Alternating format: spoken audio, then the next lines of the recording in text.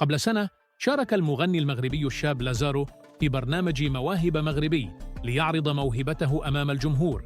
ورغم أنه لم يتم اختياره للانتقال إلى المراحل التالية في ذلك الوقت، إلا أن طموحه الكبير وإصراره قاداه لتحقيق النجاح لاحقاً.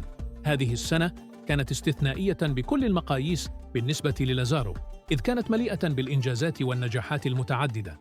كانت أغنيته الشهيرة مهبول أنا النقطة المفصلية في مسيرته الفنية، حيث تمكنت من الهيمنة على الأسواق وتحقيق انتشار واسع بين الجمهور المغربي والعربي.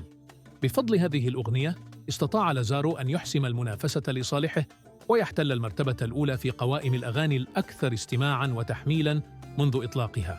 ولم يتوقف نجاح لازارو عند الجمهور المحلي فقط، بل تجاوز ذلك ليصل إلى القوائم العالمية. فقد تصدرت أغنيته مهبول أنا قوائم الأغنيات العربية الأكثر استماعاً على منصة بيلبورد الشهيرة للأسبوع الماضي، مما عزز من مكانته كواحد من أبرز النجوم الصاعدين.